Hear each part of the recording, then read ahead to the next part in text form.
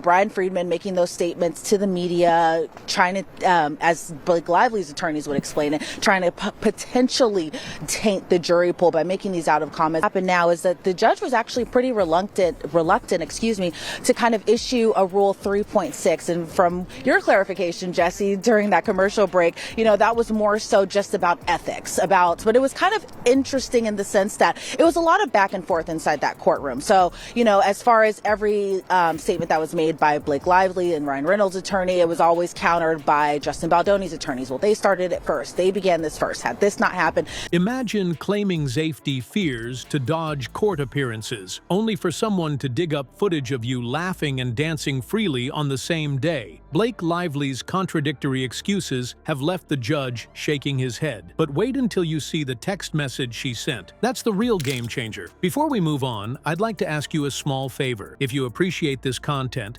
please take a second to like this video and subscribe to the channel. Over 98% of you watch the videos without subscribing. It costs you nothing, but it makes a huge difference to us. So, did you click the subscribe button? Great, thank you so much. Now, back to the video. What exactly happened with the protective order? The big conversation was whether or not Brian Friedman, or let alone any other attorneys, how much they can litigate this case in the public. What out-of-court statements can they make? No, not necessarily. So what's going to happen now is that the judge was actually pretty reluctant, to kind of issue a Rule 3.6. And from your clarification, Jesse, during that commercial break, that was more so just about ethics. No, unfortunately for our viewers, there was no Justin Baldoni, there was no Blake Lively, there was no Ryan Reynolds or any other family members, as far as I could tell from being inside that courtroom. Imagine using your Hollywood power to squash online gossip, only to end up looking like the villain of your own story. That's exactly what Blake Lively did when her legal team targeted over 35 small content creators. We're talking tiny bloggers and TikTok users with barely any followers, people who probably woke up one day to find they were being subpoenaed for their opinions. Let that sink in.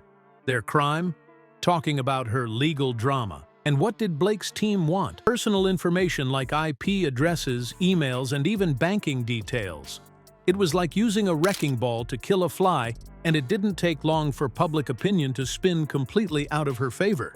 At first, it seemed like Blake's strategy was all about protecting her reputation. When you go after small creators like a digital hall monitor, the internet retaliates. Just weeks after filing these subpoenas, media outlets flipped on her harder than a flapjack at brunch. Remember when the Daily Mail used to gush over her outfits? Now they were running headlines calling her a mutant privacy predator. Ouch! And she wasn't just getting roasted by tabloids.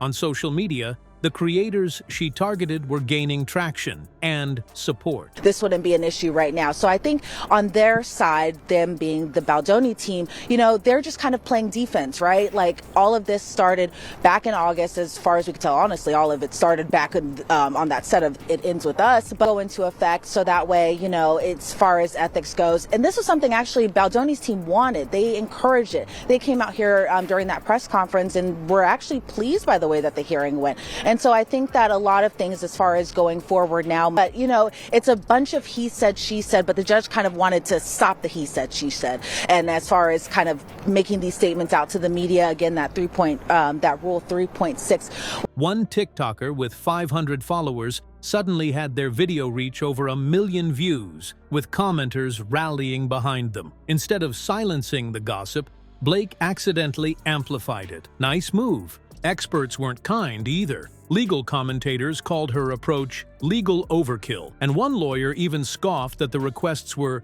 so excessive they looked desperate. PR professionals weren't any softer. One branding consultant went as far as saying this fiasco was brand suicide for Blake, adding that her carefully constructed image as Hollywood's sunny sweetheart was now in the shredder. Google even had to step in, warning her legal team that some of their requests could breach European Union privacy laws. Might be a lot lesser than it was before, but look, that website is still up and running. I actually saw the website on Friday when it had first launched, and I think that was also a big issue from Blake Lively's team, is that because they kind of explained that this was all their side of the story. This was one-sided, but when you have receipts, proofs, timeline, facts, text messages, all this stuff, they were okay with the website going up as far as the amended complaint goes. Now, when it came to that timeline, they actually wanted that timeline to be incorporated with the complaint as far as going into that paragraph. You know you've gone too far when Google,